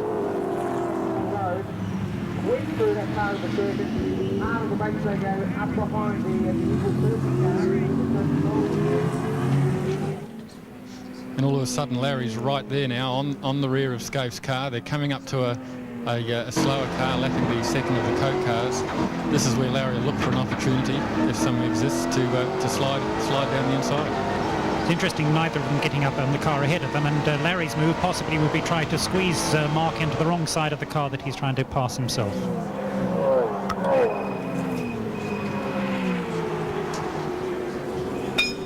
Well, the action speaks for itself here, and so does Larry Perkins' actions in car number 11. I mean, this is the race. 5 laps from the end, 4.5 laps from the end for second place.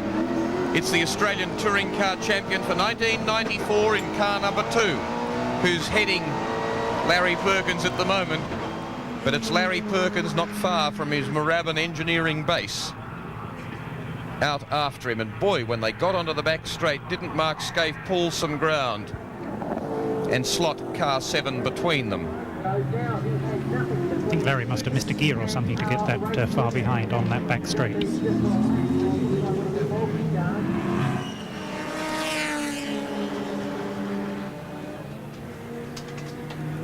But Larry's very determined, isn't he? He's not taking any prisoners on this one. You can almost see body language in Larry's car when he's in this frame of mind. There's no a little bit of the subtlety goes out the window, and there's a lot of very positive movements of the steering wheel. Meanwhile, the Bauer-driven Johnson car has already taken some 4 seconds out of the second and third battle, so certainly Bauer's in control of this event with about another 4 laps left to go. Well, while all this is going on, we've got some more motorsport action for you here on SBS, because there's not only the Formula Ford race to come, but this race is finishing unexpectedly early. So Nigel Mansell's IndyCar year, 1994, which was to commence on SBS next Saturday, September 10 at 4 o'clock, 3:30 in South Australia, will start today. So at 5 o'clock today, half an hour of an 11-part series. Nigel Mansell's IndyCar 1994. The man, of course, who, as this battle goes on for second and third, and there you see the 2 cars from the viewpoint of Larry Perkins' car 11 in third place at the moment, looming up all the time onto Mark Scaife. Scaife held up. Larry biffs the Volvo, and Larry's recovers and gets going again. And for a moment there, it looked as though Mark Scaife had lost in that encounter, and Mark Scaife came out on top in that encounter. 2.14 seconds between them. A damaged front to the Castrol car. Has it taken the radiator out? That's the thing that will be really worrying Larry now. And when you talk of 80 kilometres an hour difference between the various cars, you saw the impact speed there, what, 20 k's, I suppose?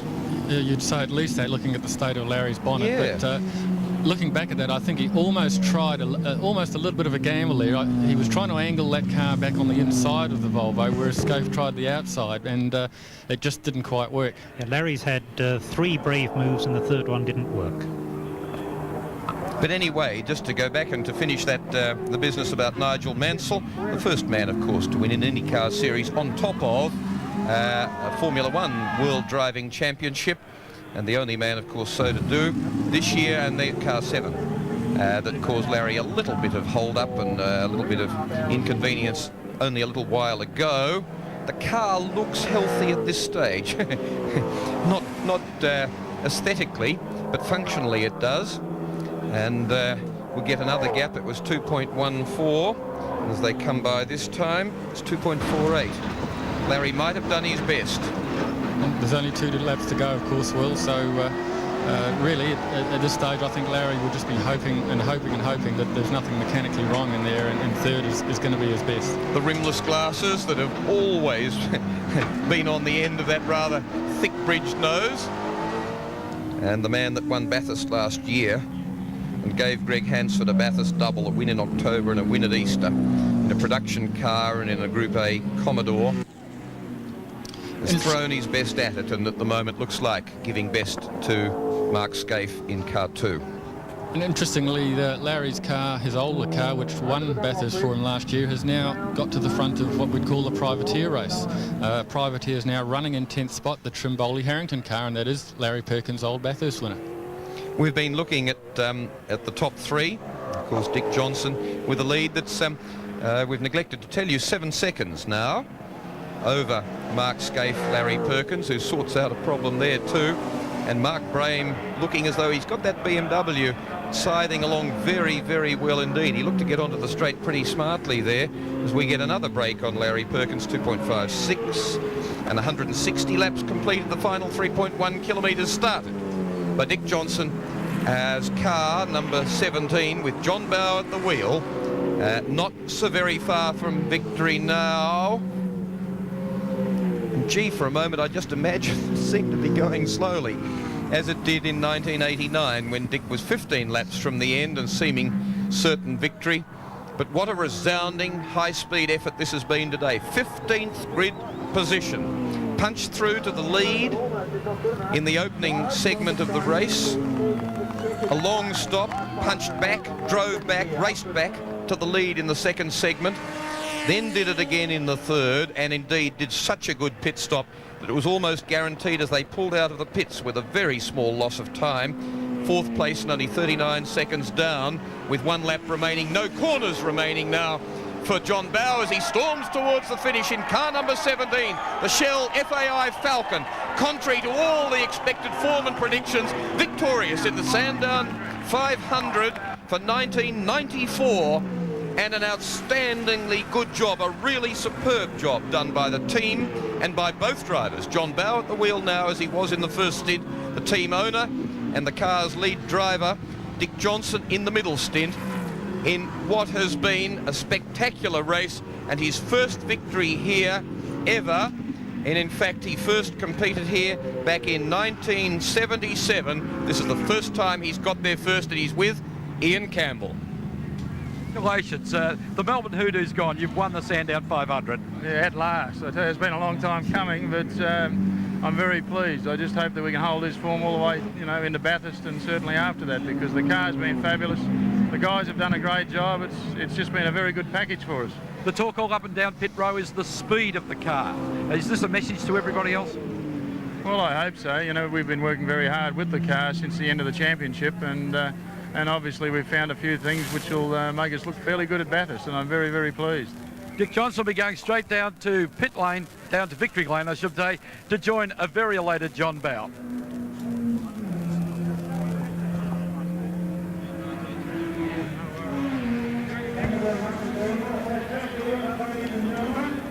Yes, hello.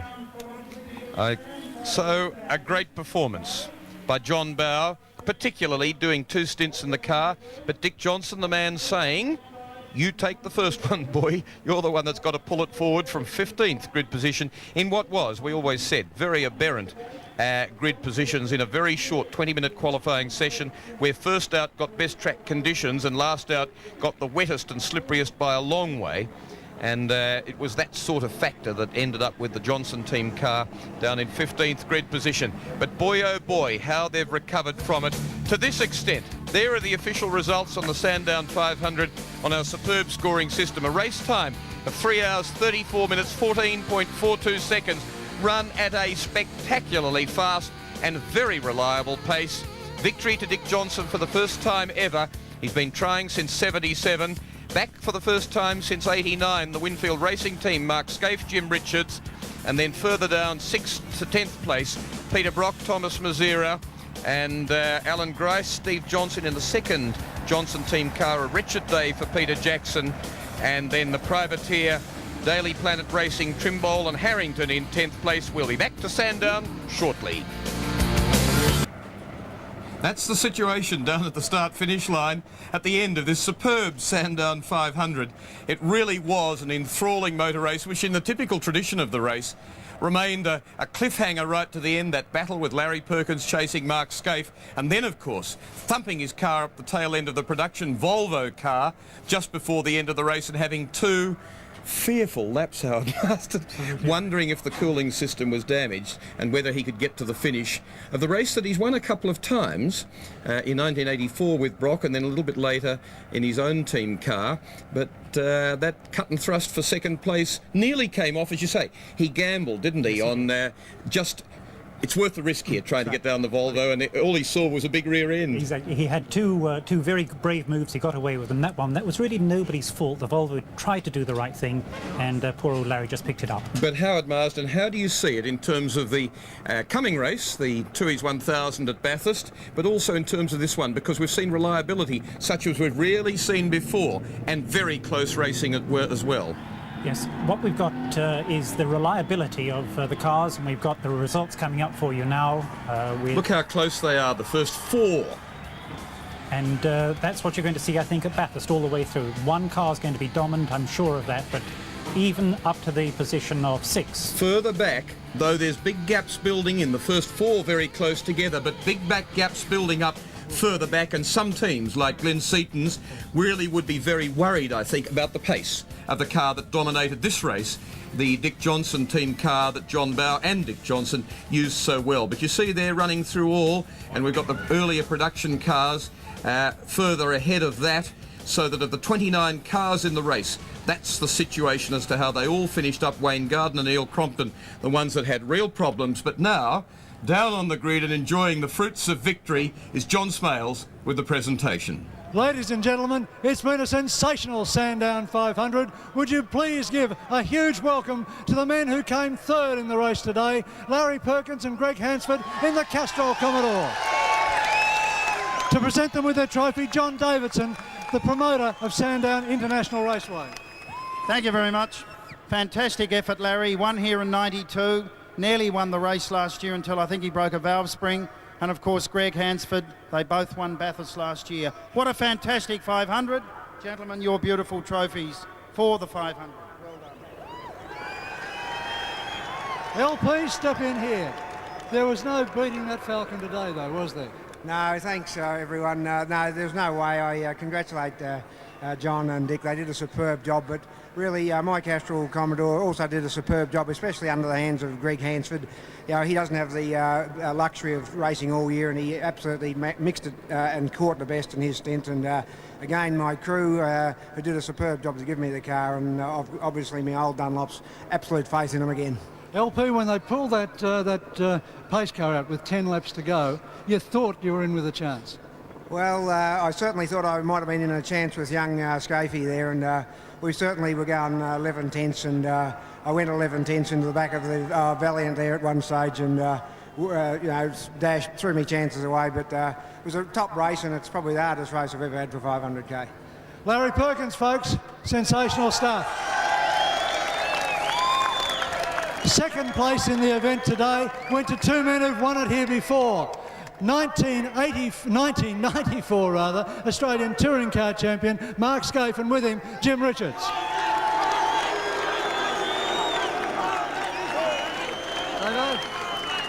Thank you very much, fellas.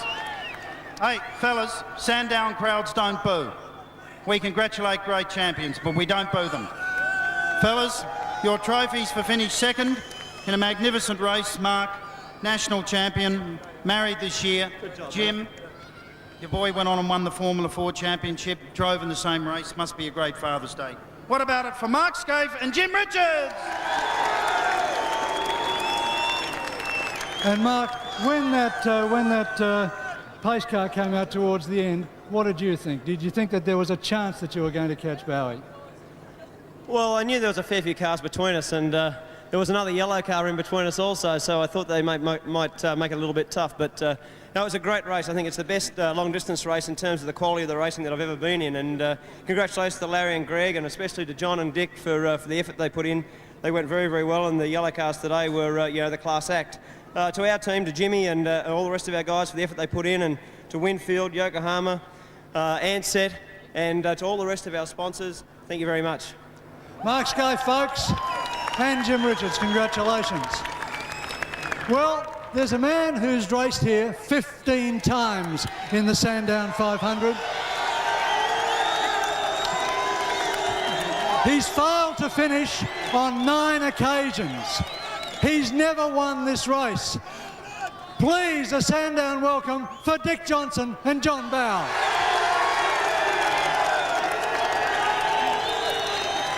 And there was a man in 1965 who raced here and won the Australian Touring Car Championship in a Ford Mustang. His name was Norm Beechey. To present Dick with his trophy, it's a day for Fords. Congratulations, Dick, and I'm so pleased for you because it's been a while that you got at the home here, and for you and Shell and John Bowe, I think it's been a fine day for motor racing. Congratulations to the pair of you. Thanks very much.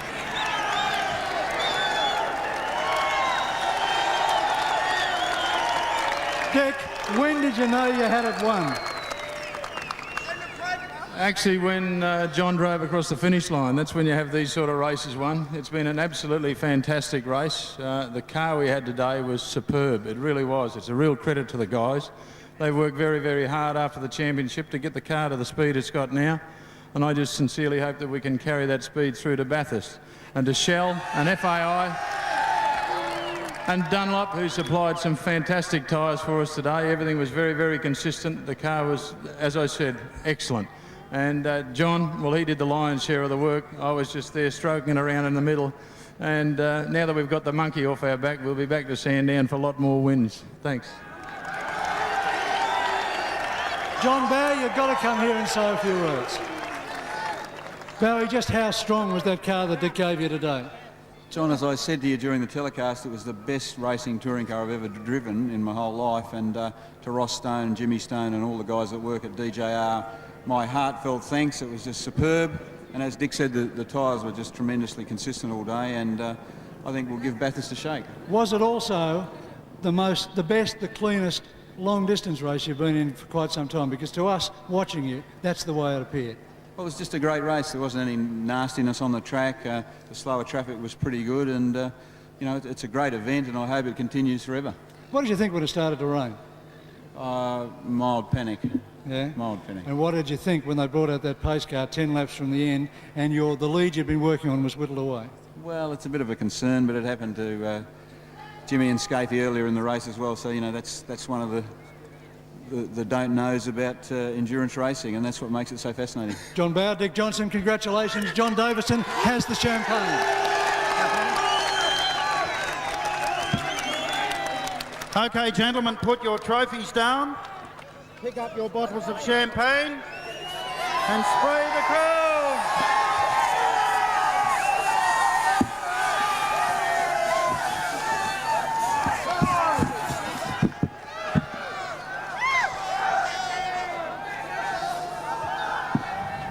Well, great jubilation as ever at the end of a motor race, particularly this one, though, for Dick Johnson and John Bowe, because that took a long time for them to earn.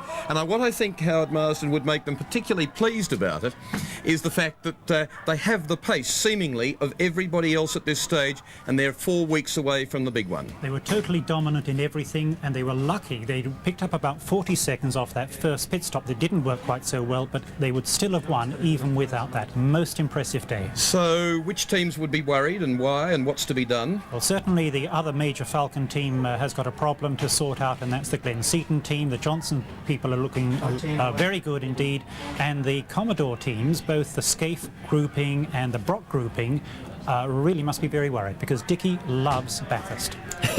And it's a circuit where tyres aren't so sensitive and brakes aren't so sensitive, so it's a slightly different factor. You can't take the specific form of this as translating immediately to Bathurst. It's a different sort of race, but nevertheless, that Shell team pace was really mighty impressive.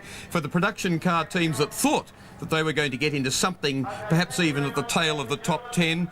It was victory to Neville Crichton, Mark Brame, 15th position only, over a rarely defeated Mazda RX-7 of Gary Walden, Colin Bond.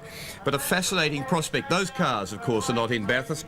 A fascinating prospect for the full field it'll take to the track there in early October in 4 weeks' time. Thanks for joining us here today at Sandown. Now, back down to to John Smales. Thank you. The Sandown 500. The Sandown 500 is, of course, the start of the long-distance touring car racing in Australia. Bathurst in 3 weeks' time, the Tooheys 1000. But for SBS viewers, of course, it's the start of a summer-long of motorsport, because in 5 weeks' time, we'll be bringing you Thunderdome racing from Calder Park, the first of 7 races to be held this summer, and that's a sport that's fast gaining public attention. We hope you've enjoyed the Sandown 500 today. It's been a sensational motor race. John Davidson and his crew here should be very much congratulated for the work that they've done in bringing this race to fruition. It certainly proved, apart from anything else, just how good these touring car racers, touring car drivers and the teams are here. I personally have never been to a motor race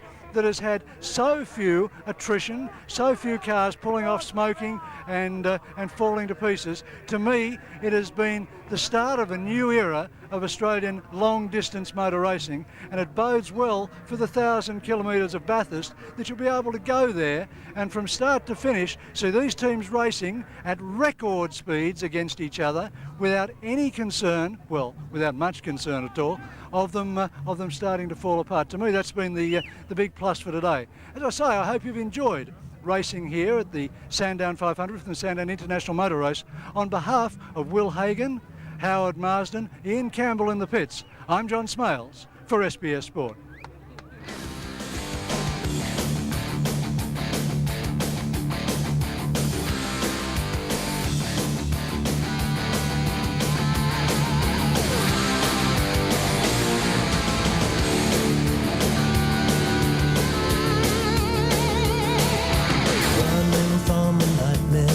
In the middle of the road, hell's no place for sleeping in a world beyond